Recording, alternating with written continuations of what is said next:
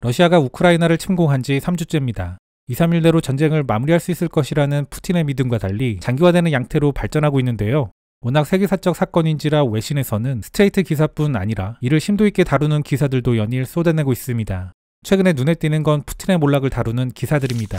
특히 쿠데타의 가능성에 대한 이야기들이 심심치 않게 나오고 있는데요. 오늘은 몇몇 주요 매체의 관련 기사들을 간단하게 알아보도록 하겠습니다. 그런데 외신들을 살펴보면 꼭 쿠데타나 혁명처럼 급진적 형태가 아니더라도 러시아가 쇠퇴할 것이라는 데 있어서는 이견이 없어 보입니다.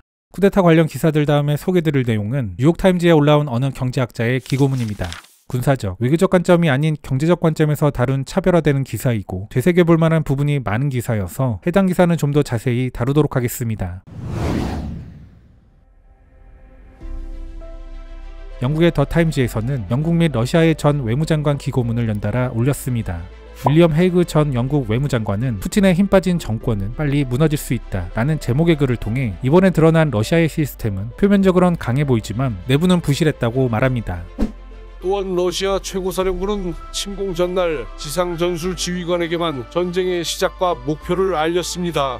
이것은 결국 비참한 조정과 계획으로 이어졌습니다. 제 오랜 상대 파트너였던 외무장관 라브로프는 지난주에 러시아가 우크라이나를 공격하지 않았다고 주장하기까지 했습니다. 이는 결과적으로 핵심 상위 인사들의 불만과 위기감을 증폭시켜 역으로 푸틴의 축출을 시도할 수 있다고 전합니다. 한편 옐친 시대의 외무장관이었던 안드레이 코지레프는 좀 더 직접적으로 쿠데타의 가능성을 이야기했는데요.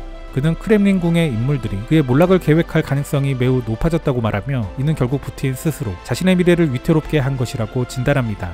그는 역대 많은 러시아 짜르들이 살해당했고 스탈린도 결국 독살당했다고 말합니다. 그러면서 그는 러시아 역사는 예상치 못한 일들로 가득 차 있었다고 전하며 어떤 일이 일어나더라도 놀라지 말라고 말합니다.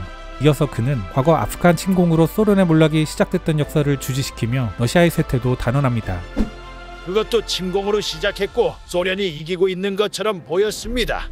그러나 그 후 서방은 스팅어 미사일과 같은 자산을 제공하면서 지상전이 무너지기 시작합니다. 소련은 군대를 철수시켜야만 했고 결국 패했습니다. 그것은 소련의 안정에 큰 타격을 입혔죠. 제 예측은 지금의 러시아에 동일하게 적용됩니다. 그 밖에도 읽어볼 만한 좋은 글이 벅스에 올라온 푸틴이 정말로 쓰러질 수 있을까? 라는 분석 기사인데요. 기사는 푸틴의 실수가 그의 몰락으로 결론날 수 있다는 수많은 전문가들이 지적하는 현재 상황을 전하며 가능성이 높다는 주장들과 그렇지 않다는 주장들을 함께 소개합니다.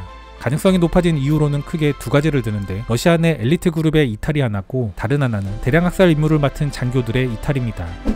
러시아 정부의 고위 공무원들은 이미 전쟁과 그 경제적 결과에 대해 불만을 갖고 있습니다. 전쟁 계획에 대해 사전 통보받은 사람은 거의 없었어요. 현재 우크라이나인을 대량 학살하는 임무를 맡은 장교들의 감정을 어찌 상상할 수 있겠습니까? 종종 이런 것들이 겹겹이 쌓여 쿠데타가 촉발될 수 있는 겁니다. 그럼에도 불구하고 쿠데타 등은 쉽지 않다는 점도 러시아 쿠데타 역사 연구의 최고 권위자로 꼽히는 아담 케이시의 말을 통해 지적합니다. 푸틴은 오랫동안 이런 상황에 대비했고 자신이 취약하지 않은지 확인하기 위해 많은 노력을 기울였습니다.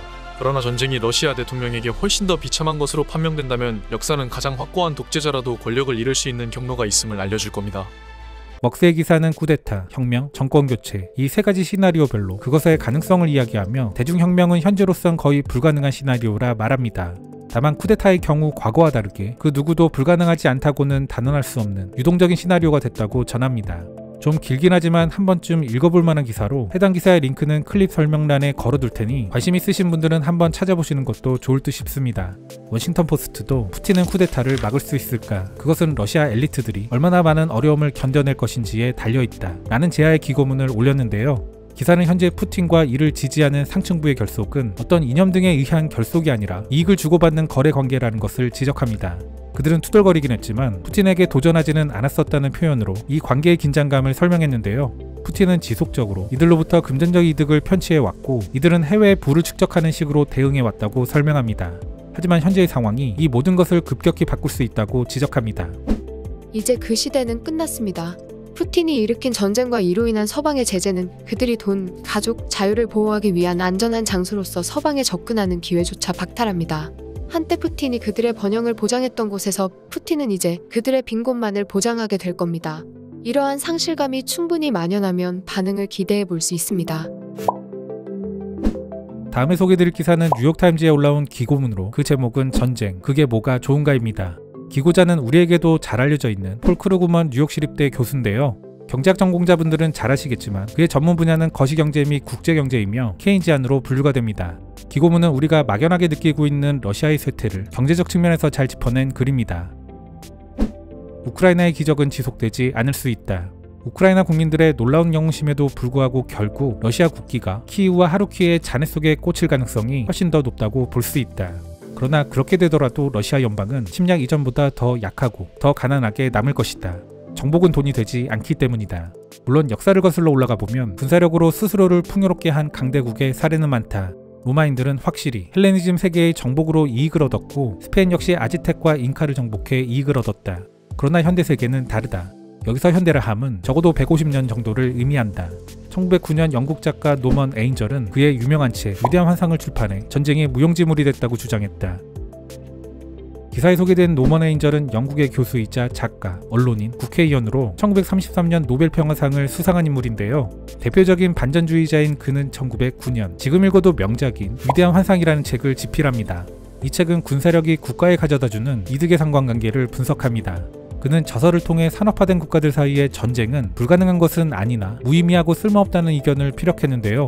그는 유럽 열강 사이의 밀접한 경제적 상호이전성 때문에 전쟁은 참전국들 모두에 심각한 재정 타격을 입힌다고 주장하며 평화의 중요성을 피력합니다. 그리고 이는 확실히 옳았다. 연합군이 제2차 세계대전에서 승리한 것에 대해 우리 모두는 감사하게 생각하긴 하지만 전후 영국은 외환 부족을 극복하기 위해 고군분투했다.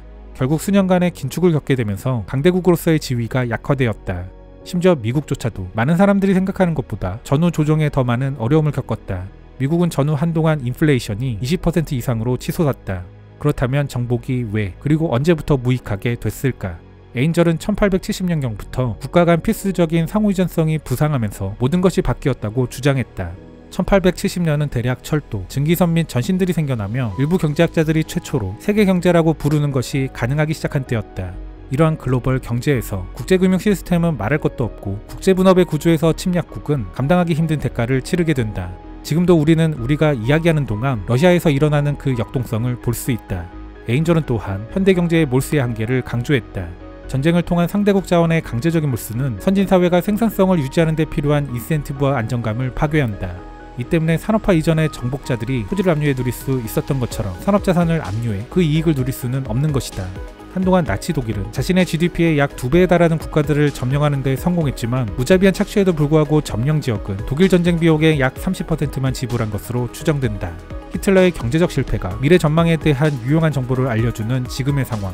이러한 우리 자신을 발견하는 것이 놀랍고 끔찍하지 않은가. 하지만 그것이 지금 우리가 있는 곳이다. 정복이 헛된 이유를 설명하는 두 가지 요소가 더 있다. 첫 번째는 현대전쟁이 엄청난 양의 자원을 사용한다는 것이다. 전근대의 군대는 제한된 양의 탄약을 사용했으며 어느 정도는 육지에서 구할 수 있었다.